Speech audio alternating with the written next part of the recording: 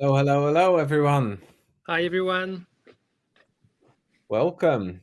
Good morning, good afternoon, good night for some, maybe.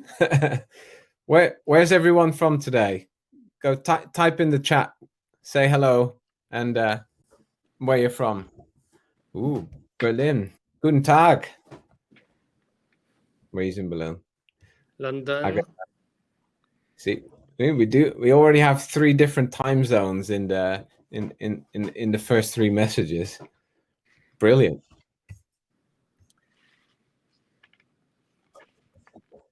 Bonjour France. Hello Brussels. Or it can be French or Dutch. Nice to see everyone here. We got a whole bunch of people joining. Hi Vivian from China. How are you? It's late. It's late for Vivian. Very kind of you to join us in the evening. So we'll start with some introductions. So my name's Michel Chung. I am the SVP at Chat Labs. Chat Labs is a company that's focused on helping global brands succeed in China. We work with a lot of different luxury brands in this space, and we'll hopefully share a lot of our experience with you today. And with me, I have Julien from Icon. Good evening, Julia. For Hi, you, it's good also evening. night, just like with Vivian. Hi, everyone. I'm connecting from Hong Kong. So I'm the CEO of Icon for Asian markets. So Icon is a digital marketing and influencer marketing agency. And we have offices in Hong Kong, Shanghai, Singapore, and Bangkok in Asia. And also, same as Michel and Chat Labs, we are focusing our activities on Chinese market. That's why we'll be talking about China tonight. And I'm happy to see everyone connecting from different markets and different time zone. I want to do a little bit of my own market research before we get kicking off as well. It's like, how did people find out about this webinar? Because obviously we've been sharing it everywhere on LinkedIn, on email, on WeChat, Instagram. What's the best source? Tell me how you found us. LinkedIn is predominant. Looks like social media wins again. On some traditional emails. Thank you, everyone. Thanks for that insight. That helps us plan our next event. Some liked in. I liked in. Right. Oh, this one's called. So today we're going to cover why gamification is relevant for the luxury industry in China. We have tons of different examples that we want to show you guys.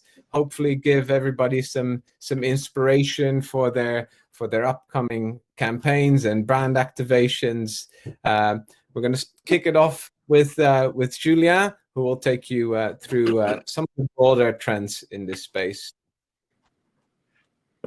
Okay, let's start, guys. So just to be aligned with everyone, timeline and timing, we are more or less roughly an hour to spend together. So I think you probably noticed with Michel's introductions that we would like to keep this as interactive as possible. So feel free to use the chat box to drop any questions, to drop any comments. There will be some potentially some polls and kind of quiz questions that we'll be asking over the presentation. So again, feel free to interact with us at any time. The purpose is to share our expertise, but of course we are also eager to hear from you any comments that you might have. So I'm going to start.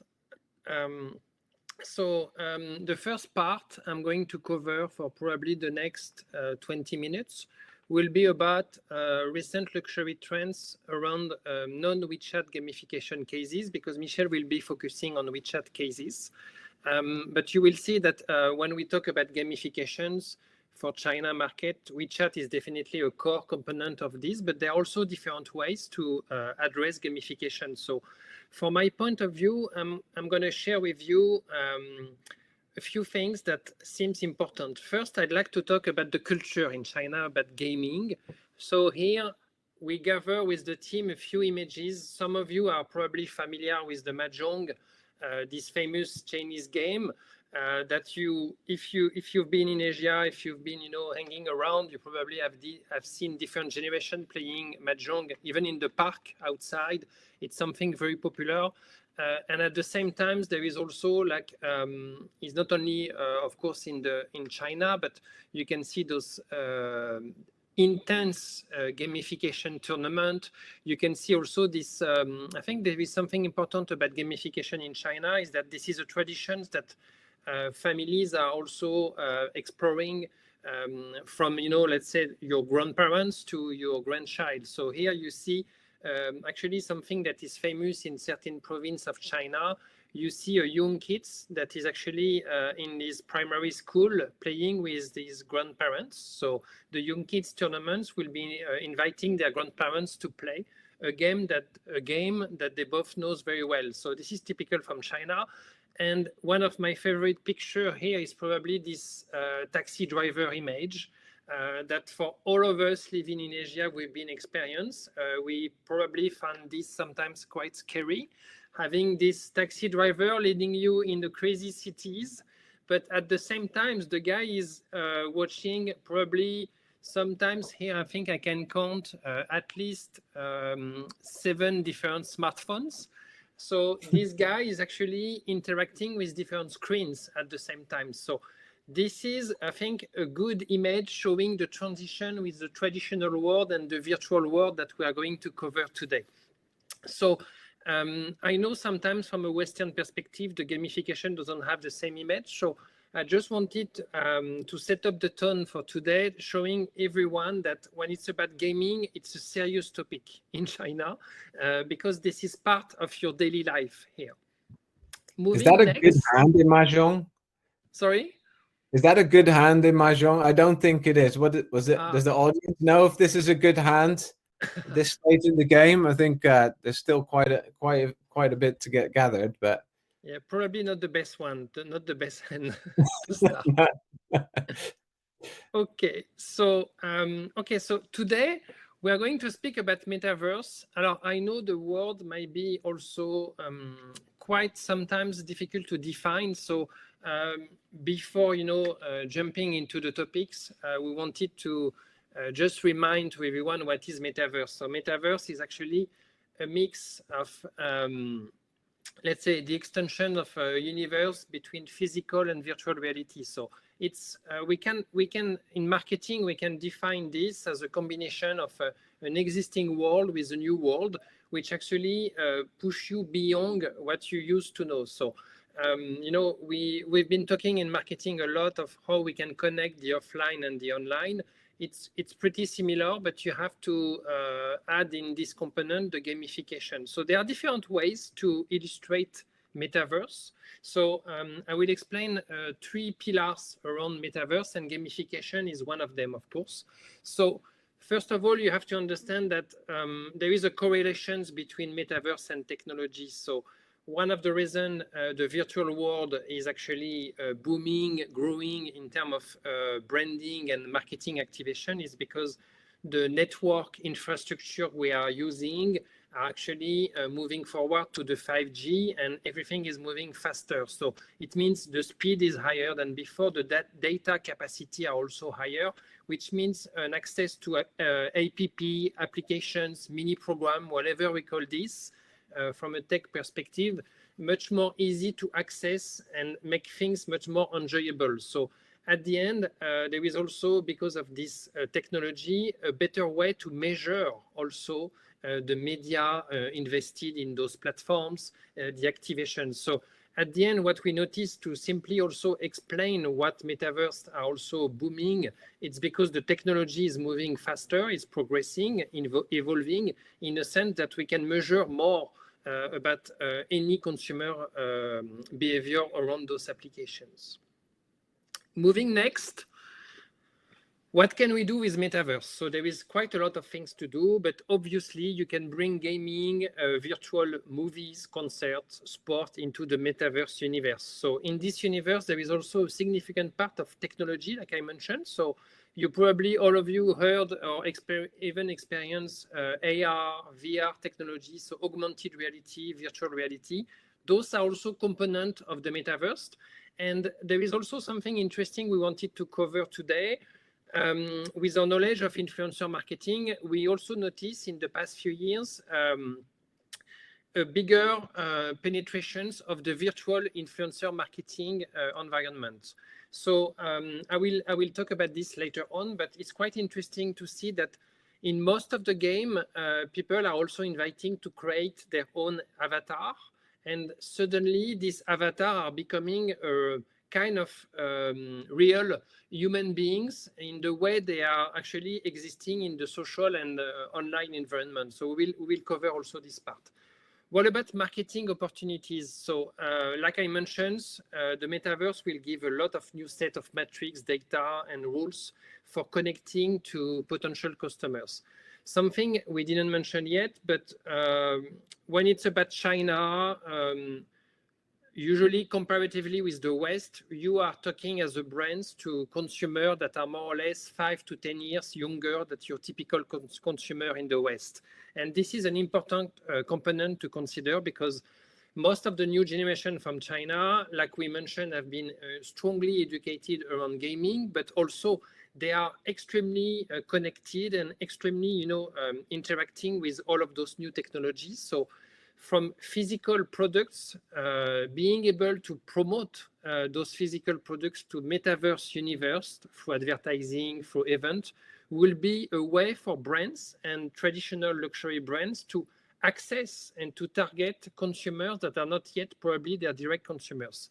So it means consequently, brands will need to adapt and interact with the virtual world because the Metaverse universe is only existing when not only people are interacting, but when also when they can interact with a product and a brand. So you will see this through examples.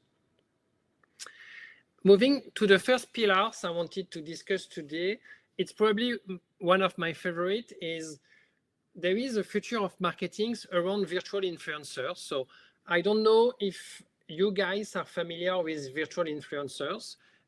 If any of you have already collaborated or following virtual influencer, feel free to chat in the box and name your favorite virtual influencers. Here, I wanted to show you a mapping of virtual influencer because now, if you know influencer marketing or key opinion leaders, you already know that there are different tiers from celebrities to key opinion consumers, from niche influencer. It's exactly the same now in the virtual influencer. You can see from the graph, some of them are actually very look like human being in terms of definitions. So you can see some of those profiles. Some of them are purely cartoons.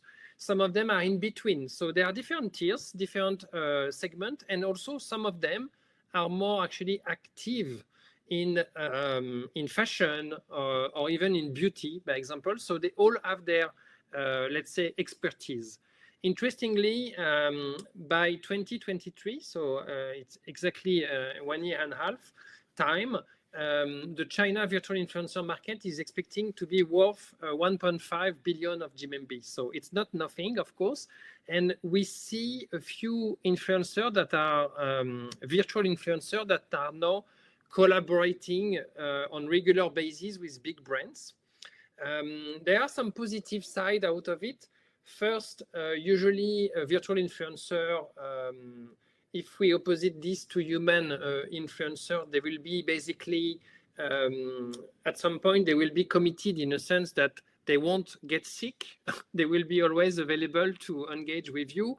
And interestingly, some of the profile here we are looking at, I'm thinking about Lee Michaela or Nunuri, they all already have their own character. So some of them are very supportive for the environment. Some of them will be, very cautious for their politics opinion. So they have been all created in a sense that they have a strong opinion.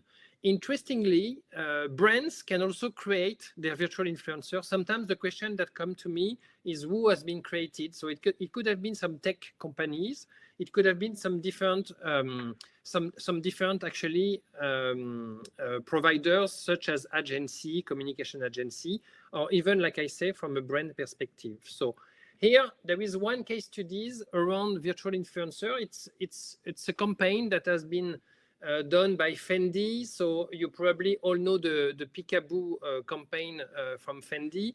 And interestingly, when they repeat their campaign, in that case, Fendi has been collaborated with one of the rising emerging platforms in China called Bilibili.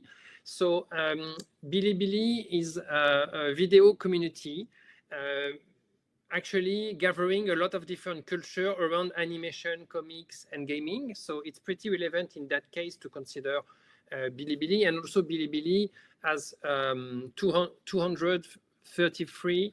23 million of monthly active users now in China. So it's not anymore confidential platforms. And in that specific case, Fendi is actually developing an animated mini site. And around this mini site, they've been showcasing the new collections and their campaign through comics. So they use those virtual influencers that they create from scratch. What is interesting in most of the metaverse and virtual influencer marketing is that you probably noticed that in these comic creations that they did, you can recognize some products. So in the subtle way, the brands will be able to release and to announce some novelties and some new products. You will see later on that in certain cases around gamifications, users can be invited also to pick a product and ultimately to convert into a product to win, depending on the way it's approaching. Yeah. So Maria asks, how do you handle the buyouts for these influencers or contracts? How do you hire a virtual influencer? I mean, we've seen some examples where they are obviously brand created. So I'm guessing if you create them yourself, you don't have to pay them.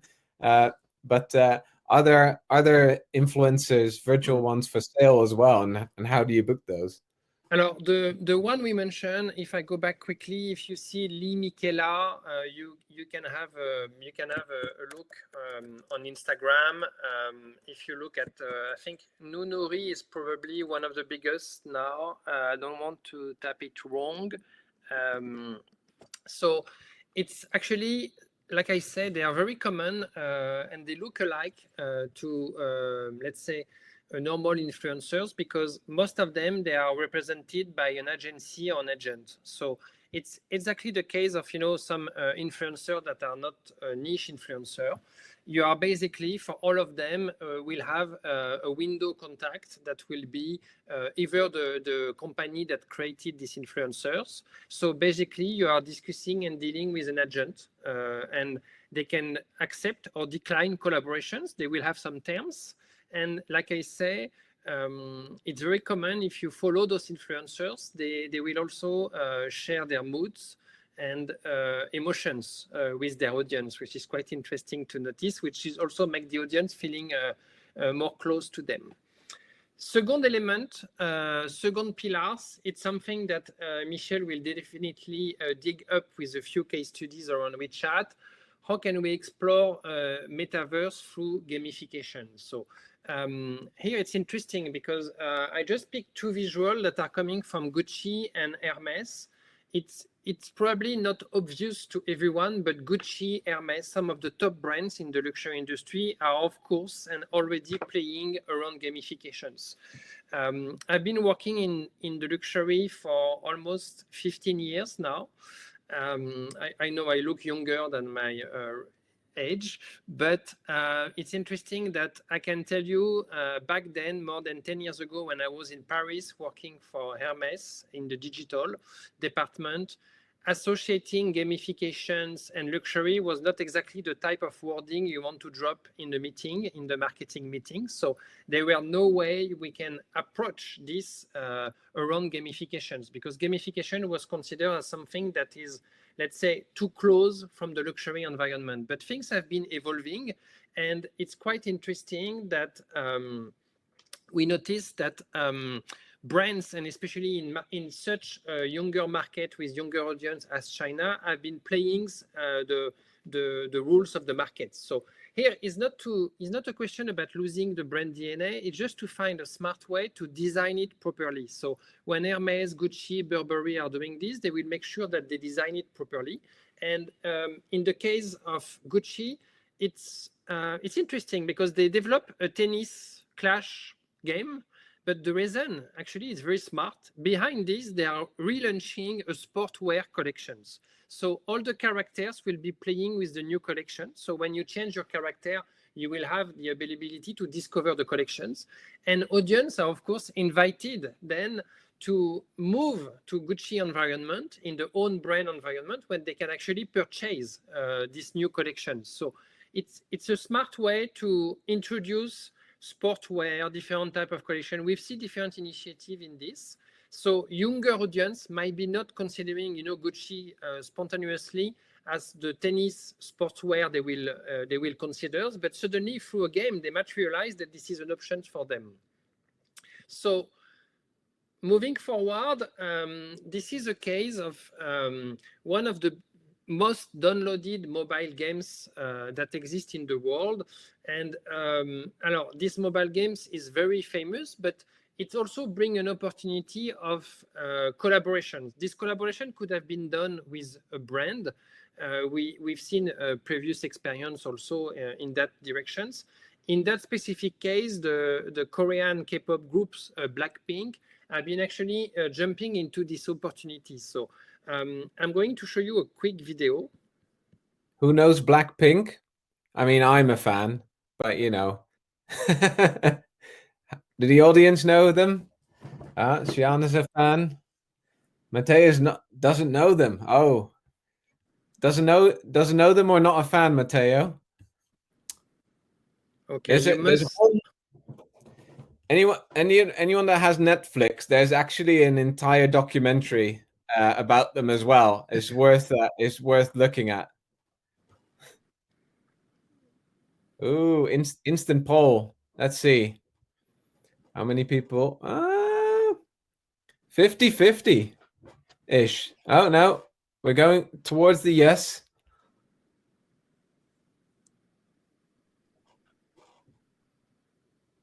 There we go. Most people do know BlackPink who are in the space. It's a good balance.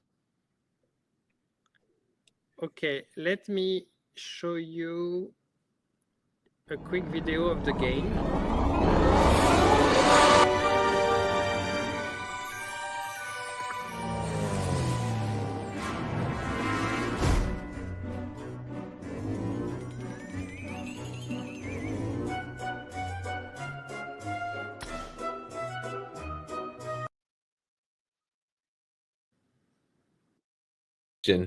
Who's that? Who's Lisa the brand ambassador for? Which jewelry brand? TikTok, TikTok, TikTok. No winners. Oh. These are guesses. It's Bulgaria. It's Bulgaria, right? Yeah. There we go. Oops. Oh. Sorry, I was back from the beginning. Okay, so just to catch up on this game and this collaboration. So there've been quite a few experiences like this. What is again very interesting, it's they've been a live game. This is very common when you play around gamification, search for the big games. So basically, gamers have been inviting and other people to join the game for a huge party when people can connect and view the parties online. So it's switching like a virtual event when people can connect and observe the game also. So and more interestingly, because of course there is a part of business around this, BlackPink has been, customizing the game into one part of the game into this pink world. But it's not only about this. There is an entire collections of a permanent outfit that have been developed around what they call a durable panda suit and killer cadet suit. And basically, it's a dedication to a new album that this K-pop group was releasing, but players were able to discover by playing around this limited edition of the game. They were able to discover a specific collection developed from BlackPink. So there is this component also of collections. Thirdly, in terms of pillars, there is also something interesting in the metaverse is the utilizations of the technology. In that specific case, augmented reality. I think for very few occasions, we realized that some of the brands have been utilizing technology because it sounds like a new, let's say, a new trends to follow. But in most of the case, what is interesting with China is that those technology have been actually not utilizing for let's say, a way of special occasions. It's something that is permanent in some of the boutiques in the retail. So in the China retail, you see very often, you can see some technology that are bringing additional ways to interact with audiences. I think where China is potentially a bit ahead in that case, especially in this new smart retail environment, it's their audiences are willing to try some of the new technology because the technology is everywhere. So when you see technology everywhere, people are slightly more comfortable to engage. And in that case, when Burberry is developing a new social store in Shenzhen, it doesn't mean this is exactly the new retail concept of the future, but at least they are testing new technology that will help Burberry and other brands to better understand what audience are willing to consider. So to my view, especially when we position ourselves from a luxury perspective, as long as the technology will be able to bring new services that are relevant, it definitely makes sense. So here, it's the case of the Spring-Summer 21 campaign for Burberry. Not surprisingly, when we are talking about let's say, case studies around innovations in China, you will often notice that we will be talking about Gucci, Burberry, LV.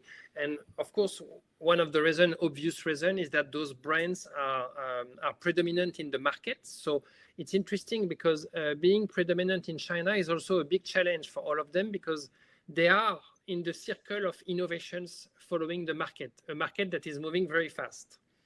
Yeah, you have to do something every few months, right? Otherwise, you fall out of grace. So, unlike in the West, where everything has sort of an annual cadence, I think it's more like 3 months. It's the lifespan of any concept in China. So same as the fast fashion, the marketing calendar in China is a challenge itself because we didn't showcase the marketing calendar, but there is at least one potential activation per month. So it means, I think except July, I can name at least one activation in every month of the year. So it's quite interesting to see. So getting back to the Burberry case, they're actually inviting their users to utilize the AR, so the augmented reality, to position this pocket bag in a very familiar environment. So you can project yourself and see how the product will look in your environment, but you can also design your own bag. So I think we have a video, if I manage to share it now. Let me give a try. There it is. Yes. I think it's so super useful for bags. Like when you look at them on a product grid in an application in an e-commerce environment, it's very hard to figure out what the dimensions are, even if it says X by X or something, because the pictures are all the same, right? They're not like relative proportions. So I think this is a super handy tool for that. Alors, let me try to pick up. the presentation. Yes. Good. Thanks. Okay, here we are. Okay, just to conclude in my part, how can we integrate metaverse world into luxury industry? I think we can be, to my view, we can be playful. This is something like brands like Hermes managed to do very well in the singular way, of course, but there is an element of playful. There is an element of course, as a luxury brands, they have to keep some distance with their consumers, but being able to be more playful, it's very, I think it's very strategic for younger audience to show that this luxury environment is accessible for a larger audience, and this is not, you know, the typical retail environment. Then being interactive is, of course, something interesting because let's say if tomorrow a brand is showcasing a fashion show, not everyone will be accessing the fashion show. So what about, you know, having this virtual access to the fashion show to a larger audience could be a way to consider. And then being innovative, it's an opportunity to communicate with consumer, but to my view, technology makes sense as long as it brings added value in terms of services, especially from the luxury. So we have a first polls and you got already some answers. So I've been showing different pillars: gamification, augmented reality, virtual influencer. Which metaverse approach will you be more appropriate to luxury? So it's interesting to see that our audience today is willing to engage around gamification. I think Michel can prove us later on today that there is a lot of success campaign around gamification for luxury. Augmented reality is also there, and I can see that most of you haven't been engaged with virtual influencer yet. So there is not a yes or no answer in that case, of course. It always depends on the campaign objectives and what we want to achieve as a brand.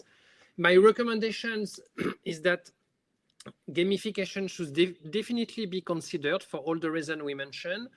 Augmented reality, of course, as an additional service, and virtual influencer could be something that could be tasted because, of course, it might be not, you know, fit with all the brands in the market. So I think I have a final polls that I want to share. And then I will make my conclusion. So which will be the key potential benefit, let's say the key takeaways about metaverse? Alors, the first one could be recruitment of a younger clientele. Let's say gamification will let you access a new territory, a new audience, opportunity to introduce new services, or a way to generate more interactions and engagement. So let's see the poll, how is it going?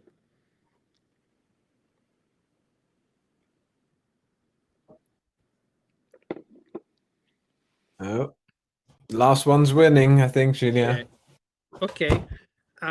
It definitely makes sense that when we talk about gamification, there is more interaction and engagement. But I think we again, when it's about technology, you will gain the interaction and engagement.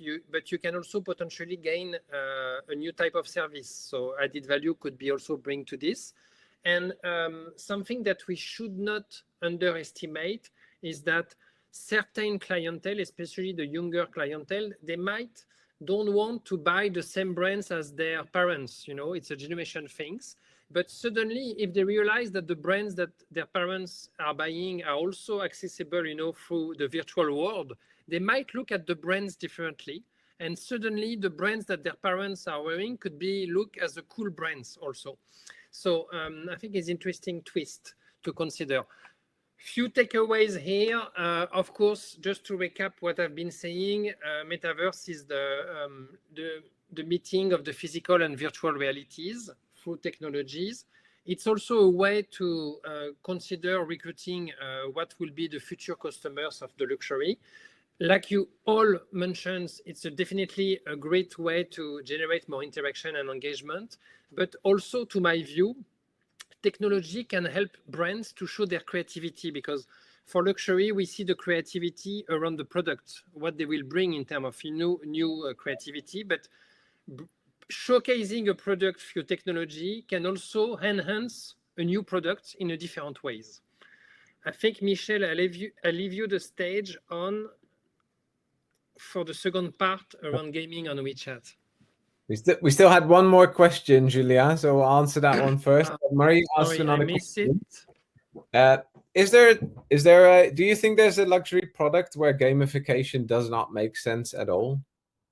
Alors, I mean, is there I've been thinking about it, but I'm struggling to see one where it wouldn't.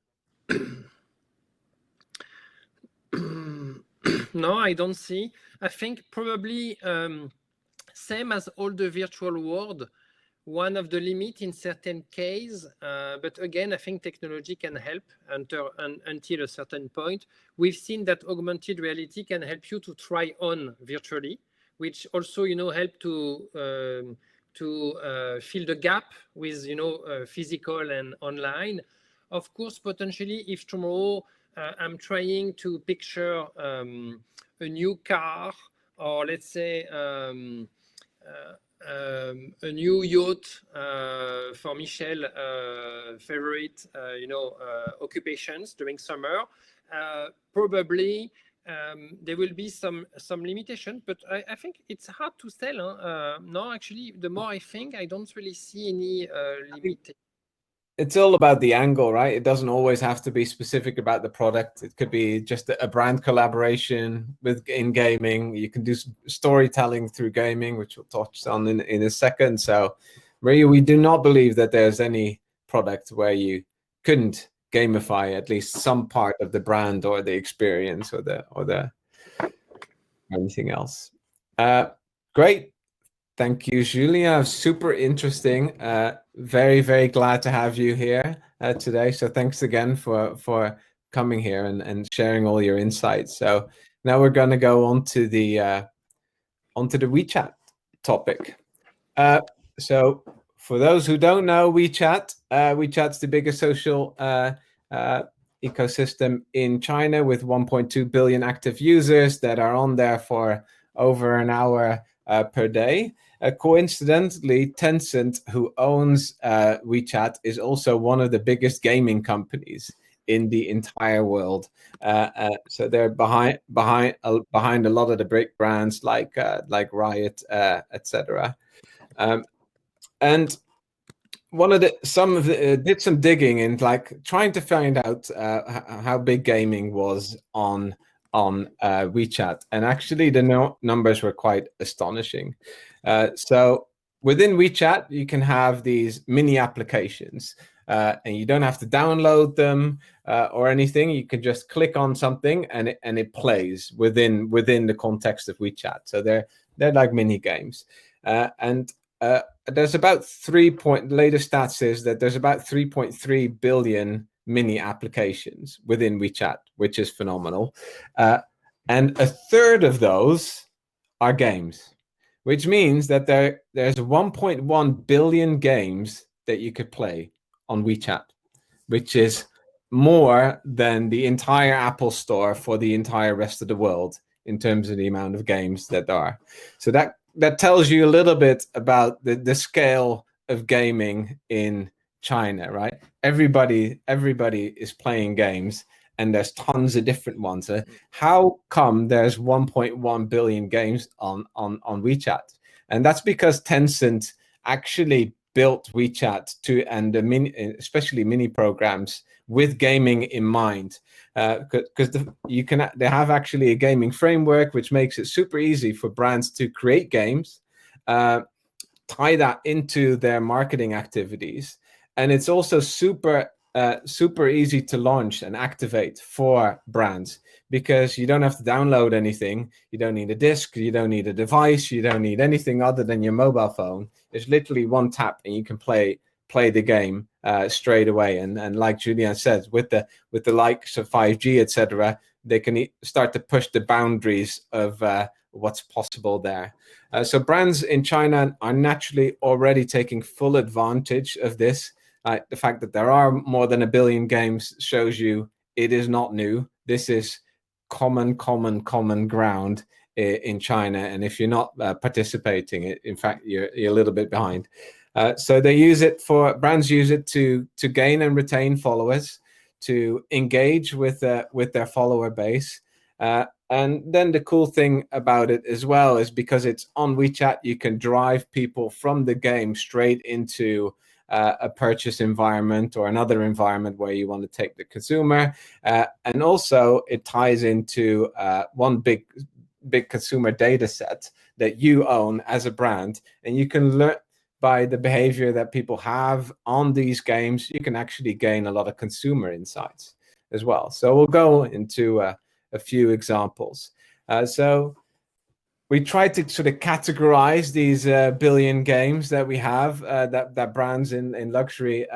What kind of things do they use them for? So there's 2 types of winning games. So you can win by doing something with skill. You can win through comments. There's lucky draws. There's brand engagement games, and there's some storytelling. These are the different ones that we're going to talk through. So let me just show you the recent one. So 618 was just a recent shopping festival. Let's see if we can play a little video here. So this is the L'Oreal game.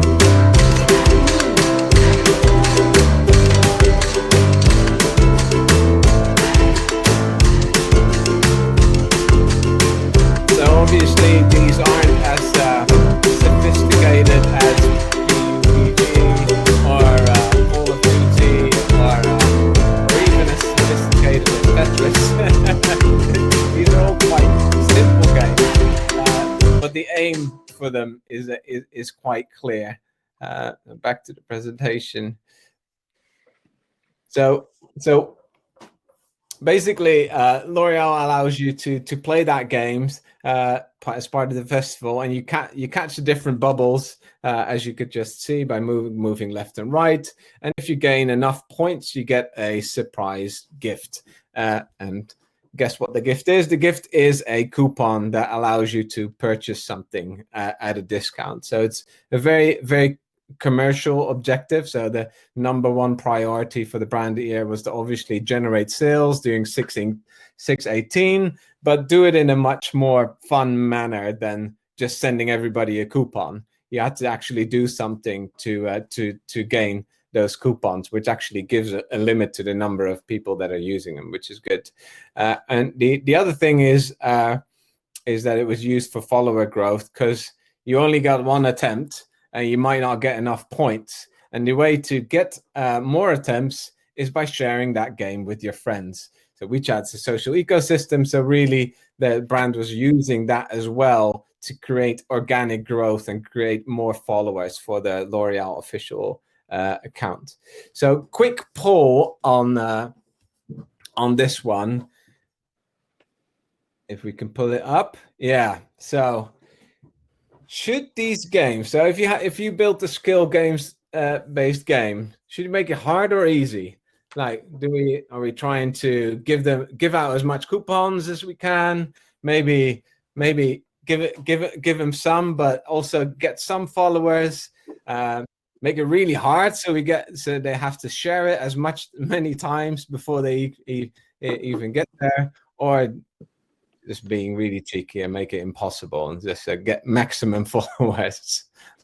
Obviously, that was there's one person that thinks making it impossible is the best brand tactic. Don't know who that was. Not sure you're going to get many participants on your second game that you released. But I think most people agreed with L'Oreal here, who made it actually relatively hard, so that you had to share it a couple of times, but very doable. You'll find most of the WeChat games are actually dead easy. So the number one answer is actually the most common perception in China. But it's great to see that most of the people here today, they agree with L'Oreal. Then people are lazy. Medium is a good ratio. Yes, convenience is good. Thank you, Antonia. So the next one, obviously, WeChat is also it is how people do email campaigns in China, right? In China, people. So Antonina, sorry, mispronounced Antonina. So WeChat is how people do email campaigns in China. They don't really use personal email addresses. So WeChat articles, what they're called, is what people use to send out their campaign content. So they're 4 times a month they can send out something to all of their followers. So if you follow a official WeChat account, if you follow a brand on WeChat, that's the same as having an opt-in on an email database in the West. So if you have 1 million followers, you basically have 1 million subscribers to your newsletter that you're going to send out. So that's the equivalent of the West. But there's one big difference with these email campaigns in China, these articles that you can send out. People can respond to them, and everybody sees those responses, right? So with an email campaign, you can't do any interaction other than click here to do that, and then they go to the website. And this is actually quite a cool part of WeChat. So brands use that element, the commenting and liking of comments on these articles, to also do contests. So here's an example of Chopard. They were actually asking their audience what their best experience was. Then leave us a message about welcoming 520, which is 520, I should say, which is the Love Festival in May. And one person that commented, in 2014, I bought a happy diamond for my wife. It's been 7 years. As we grow older, companionship is the sweetest thing. In the next 7 years, it will still be you. That was the winning comment. So very lovely comment of one of their readers, which then get liked by the rest of the readers. That floats to the top, and that person can then win a prize. So that's a really interesting way to engage with your audience through your campaigns as well. It's something that people can do in China that we can't do with email campaigns in the West. So nice little example there. The third type of WeChat games are lucky draws. Very, very, very popular in China. With Chinese New Year's, there's always tons and tons of them. Quite often, so it's basically like slot machines, but you can win turns by engaging with brands in different ways. So sometimes, if a brand wants you to watch certain videos or read certain content, they'll invite you to that, and through that you gain turns and win prizes. Sometimes the lucky draws can also just give discounts or coupons, which drive directly into sales.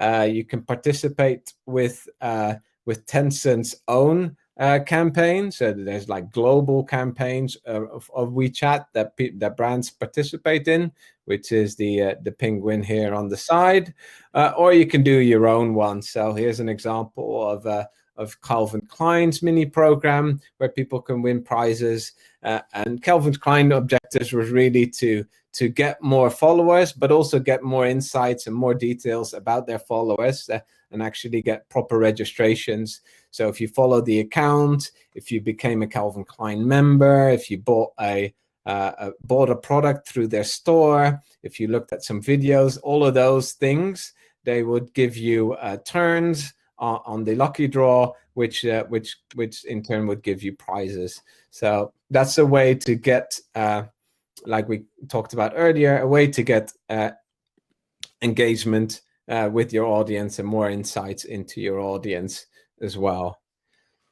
How long do these brands leave these initiatives live? Asked Maria. Typically, it's some are actually, so some brands like Dyson from memory. So some people have these kind of things that are always on.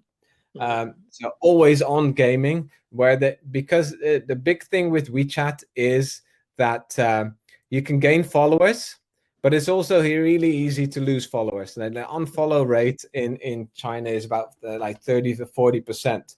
So if you don't engage with your audience continuously, your followers actually will start to drop.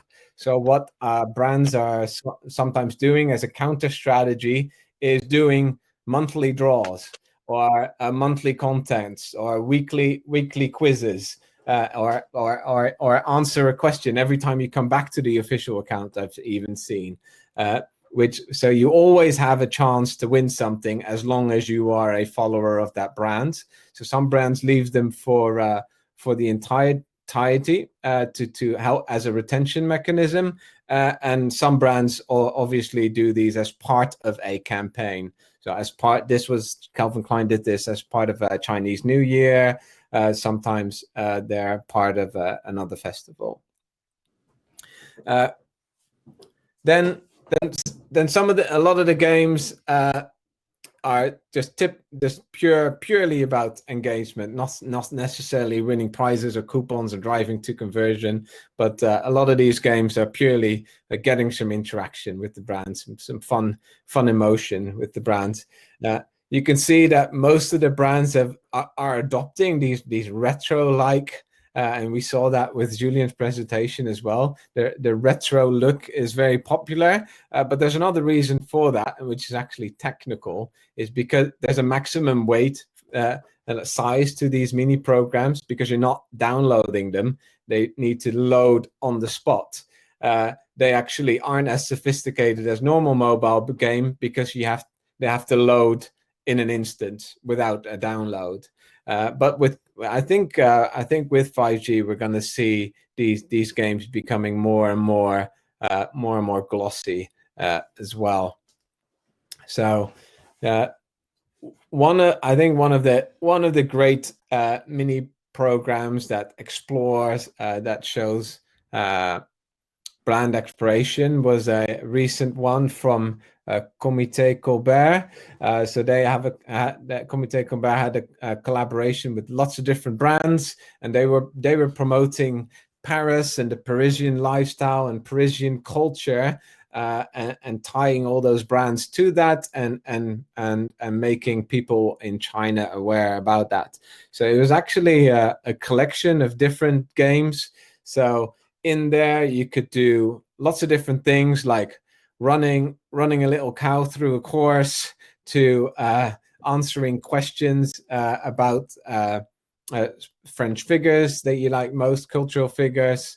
And there's also this one, which is my favorite one, was coloring in famous pieces of art, and then those actually get saved as phone backgrounds, phone wallpapers as well, and they're also super shareable, so you could share them with other people, which then go and made their own. And then it also had this dashboard, which is at the top right, so for where you could see all the different badges that you collected, and all the different things that you participated in. We're 4 minutes in, so I'm going to skip some bonus ones so that we can get to the end before people have to go. The last one I want to just quickly cover is telling brand stories is quite popular through gamification as well. So one way to do it on WeChat is just to post a content article, right, that people have to click on and read. But more recently, a lot of people are using gamification to tell their brand story. So here on the left, you've got Tag Heuer, where you have a board game where you roll the dice and you go around this entire story and you explore products and content. Tommy Hilfiger did the same as well, where you navigated with a little ball through a maze, and through that you got to learn about the brand's history. So that was really interesting, a way to tell a story, and a much more engaging way to tell a story, I think. We got a little poll for that. So how many people think that telling a brand story through gamification is a strategy worth employing? The yes. Oh, maybe. Oh, Yes, he's taking the lead. Yeses and maybes, but no nos. So something Michel, to try for some of the people in the room then. yeah, and just if I may add, one of the most successful campaign I did in the past was for Tory Burch a few years back, and actually it was a bingo game on WeChat. What I learned from this is actually also what we probably noticed around a few cases you mentioned is that we have to keep the level of the game at the medium level. So something that you still have a bit of excitement to play something, but it has to be accessible because the attentions that audience are giving to the brands are very limited in terms of time. So it has to be, I think, accessible. And then, so simple in a way, playful and simple. And then I think what is interesting is that the storytelling you just mentioned, through the bingo game, some of the numbers were telling storytelling about the brands. Usually, if I want to tell you the entire story of Hermes, you might feel bored after a few minutes because it's a long storytelling. But if you learn about the brand through gamifications, you don't have the feeling of someone telling you a boring story. So it's a very smart ways. And the yes is winning, Michel. So I think you give the right message, definitely. Great. So we cannot end a webinar about gamification without a game, obviously. So here's the final one. So first of all, thank you all for listening and participating. Very much appreciated. It's much more fun to do these things when everybody is contributing. The game now is to win a workshop. So if you're thinking of doing gamification, but you don't quite know what, we're happy to help you guys, of course. And so you can win a free workshop with Chat Labs in Econ by answering the latest poll. So if you're interested in exploring this topic further and win a workshop, respond to the poll. Thank you, Julien, for all your time and your expertise. Thank you, audience, for everyone sticking around. I'm actually quite pleased because we pretty much had the same amount of attendance as we had at the start of it, which means that everybody hung around to listen to us. So thank you, everyone, for that. And I hope it was useful for all of you. Thank you, guys. Thank you, everyone, for joining today. And yeah, we will follow up with all the slides and material as well for everyone. Thank you. Thank you. Bye-bye. Bye-bye.